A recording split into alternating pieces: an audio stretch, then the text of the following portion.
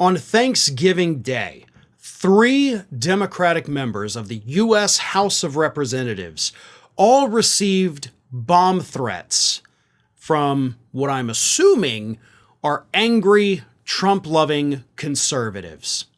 And coincidentally, all 3 of these Democrats from the U.S. House who received these bomb threats all happen to be from the same state. Of course, that was Connecticut.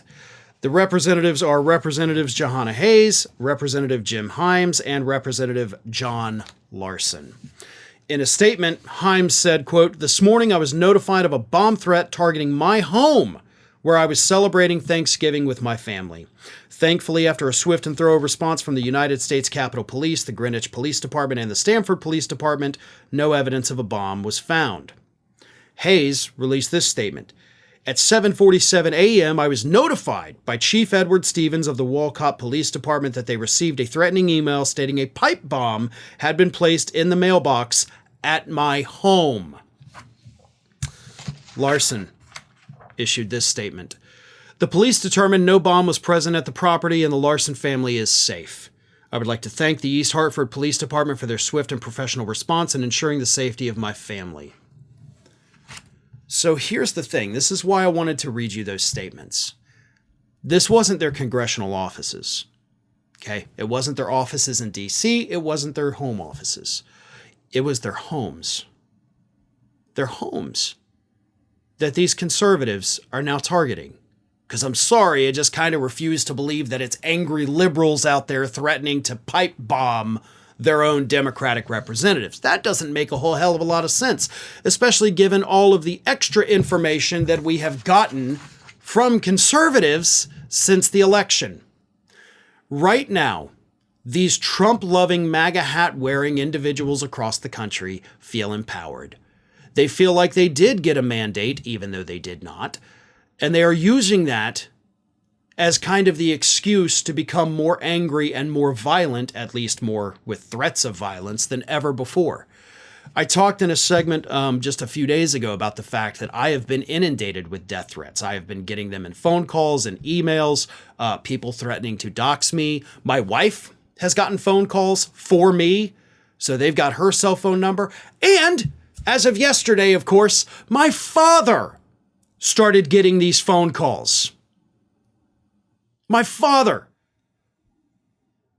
That is how emboldened these people are. They're actively going online, finding out our personal information to threaten us.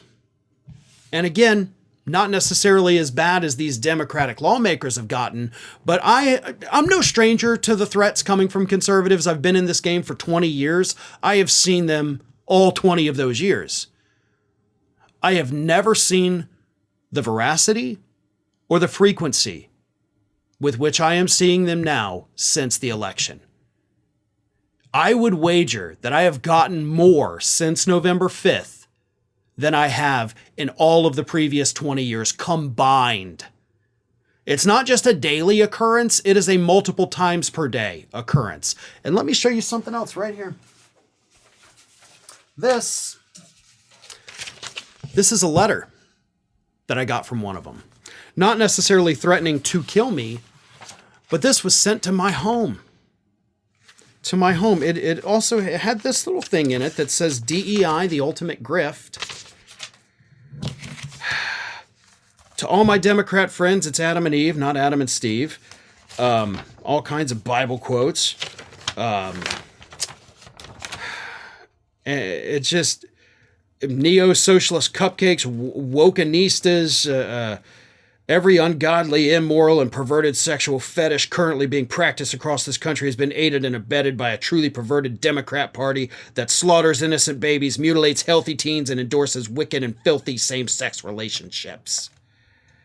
The Democrats have had a close encounter of the demonic kind. Anyway, again, sent to my home. Luckily, however, this genius included his return address and his full name. So the cops are going to have some fun with that one, along with all the other phone numbers that I have turned over to them. The point is, these people feel emboldened.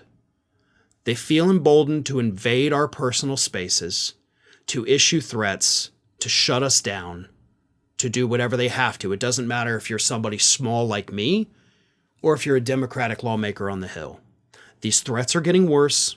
They are becoming more frequent. And I don't see that stopping anytime soon, unfortunately.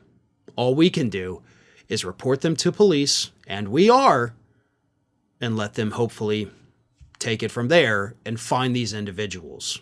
Thanks for watching today, everybody. And don't forget, if you're not already, please do subscribe to this channel. We have fresh content going up every single day, and I would really hate for you to miss out on that.